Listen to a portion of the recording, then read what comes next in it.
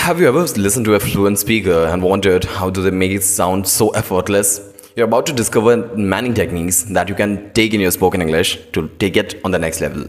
Hello, welcome back to your favorite spoken English and revision spoken English. In today's comprehensive session of mastering advanced spoken English, fluency, confidence, natural speech. By the end of this video, you'll be equipped with most powerful strategies to elevate your English speaking skills to the highest level ever possible.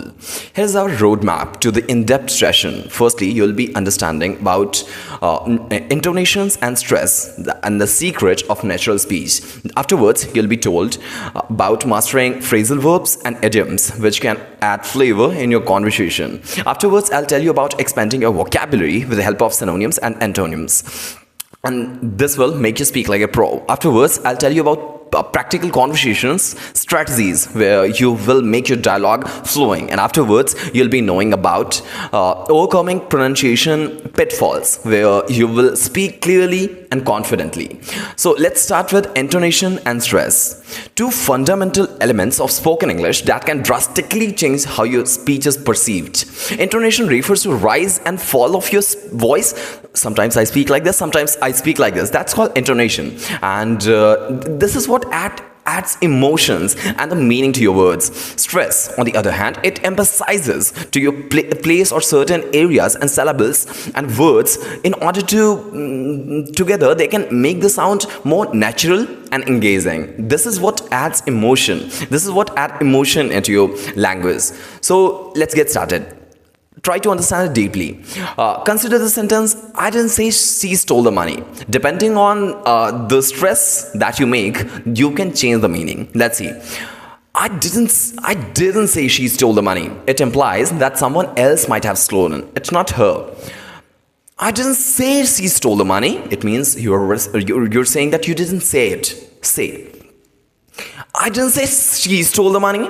Now you're pressurizing the word she. It means it gives a hint that everyone should think that it's not her that has stolen the money.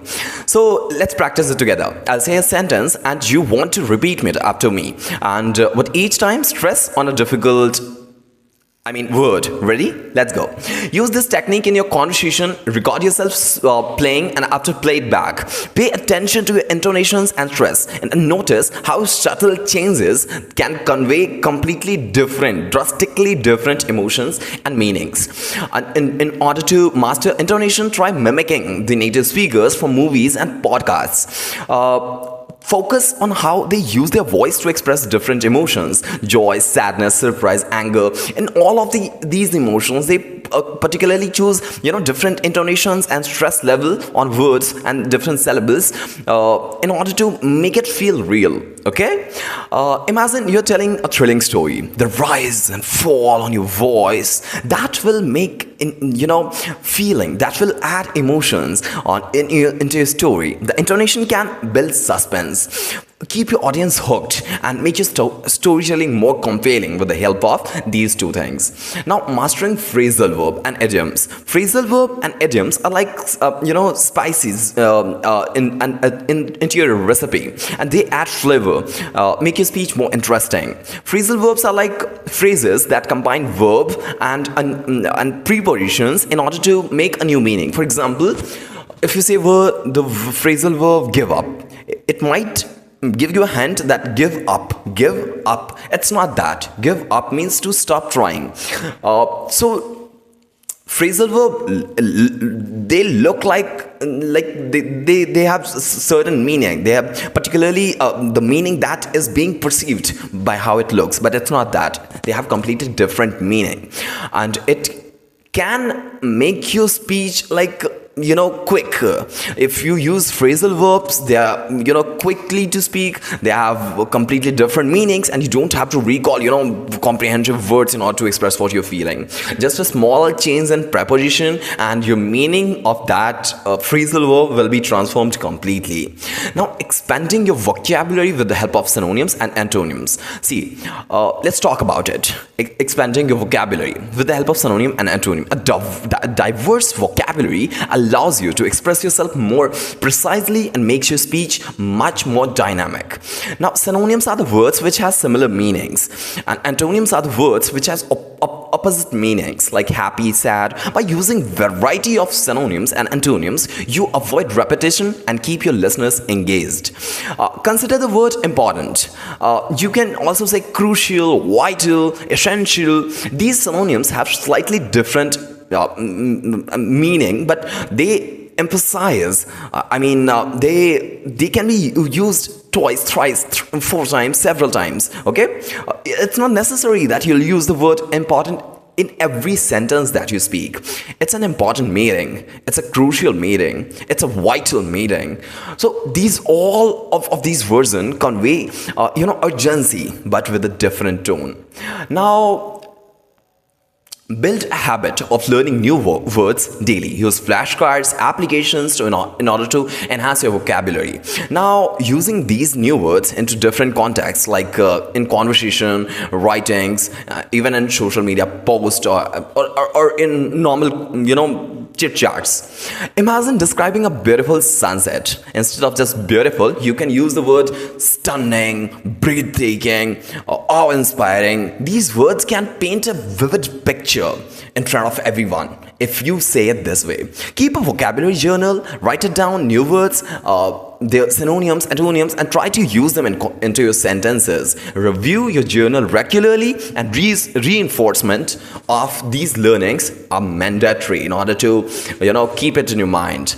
Now, practical conversation strategies. Let's move on to practical conversation strategies that can help you to keep a dialogue flowing naturally. One effective strategy is a mirror method, where you rephrase what other person has said into your own words. For example, if you are into a conversation and someone is talking about a particular thing, and now you also want to participate, you also want to speak in that, but you're not given a chance. In that scenario, what you'll do is you'll just repeat what you heard. For example, if someone says, this project is really important, or this homework is crucial for us, it has to be completed before deadline, and deadline is 24. If you're not given a chance to speak on that point of time, you should just repeat what you heard, like, is it really crucial, like, do we have to submit this by 24? Oh, that's a topic to be worried about. You can add your comments into it. It's not necessary that you'll wait for people to complete their sentences not to speak. It's not that. So it's called mirror method, where you rephrase what other person had said into your own words. And this shows that you're listening, and it helps in reinforcement of your language pattern. Other strategy is active listening, which involves nodding, concentrating, maintaining eye contact, using small verbal clues like, oh, I see, is that so? That's interesting. Really? So these small sentences, these gestures encourage the speaker to continue and make conversation more engaging.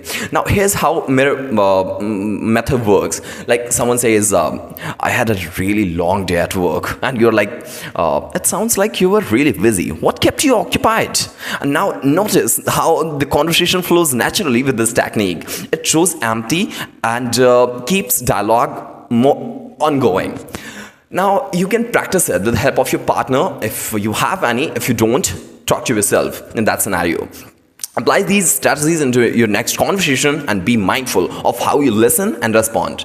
Notice how these small changes can make big impact and difference into the way how you connect with others.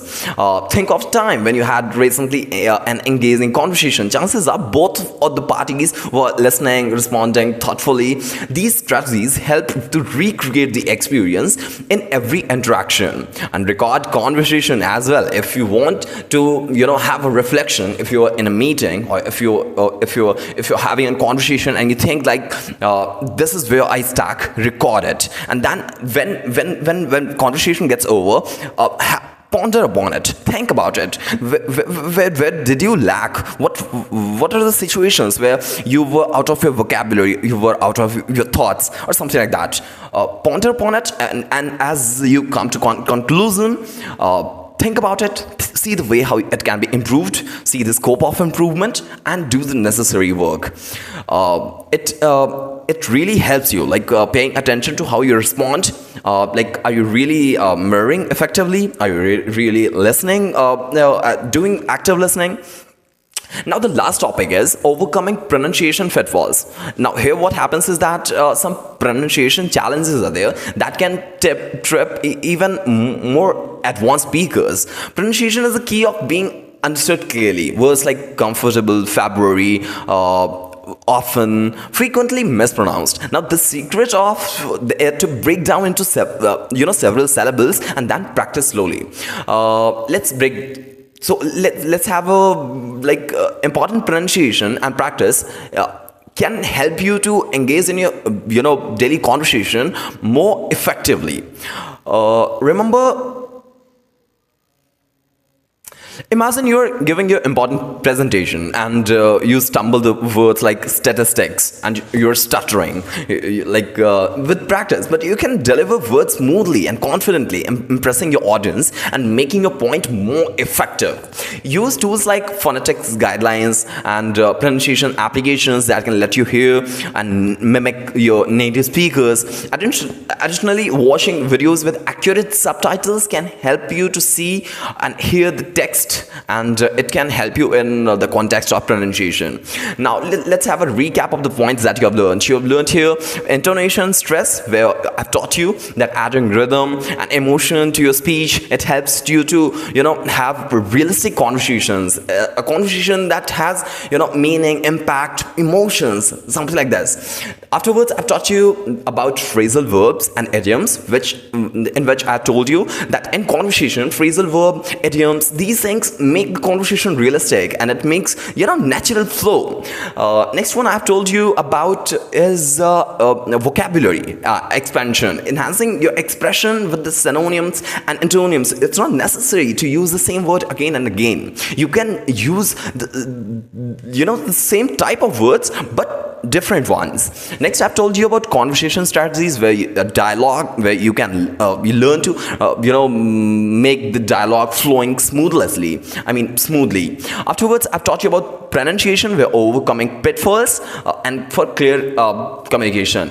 Remember that learning spoken English is a journey. Practice regularly. Have patience in yourself and continuing to brush up your limits. This can make you immensely powerful into language learning. And with these techniques, I just wish that you'll be more natural conversation. Whether you're speaking in a casual setting or delivering a professional presentation, these all strategies will help you to express yourself in the most perfect way. Now, keep practicing, stay motivated, and soon you'll notice a remarkable improvement into your spoken English skill. I think that's sufficient for today. But before the final thought, I would like to imagine something. Picture yourself after a few months now, where you'll be completely confident, engaging in conversations, effortlessly using idioms, phrases, and advanced vocabulary. Imagine yourself, see yourself that you're doing it. You're impressing everybody with whom you're having the conversation with clear and natural pronunciation. This vision that you're imagining right now will come true if you'll keep practicing the way how you're doing. If you've watched this video till now, it simply means that you're quite serious towards it. And if you are, I want you to connect to Vision Spoken English, where content like this will be created on daily basis and you'll be benefited from it. I think that's sufficient for today. We'll meet in the next one. Take care of yourself. See you. Have a good day.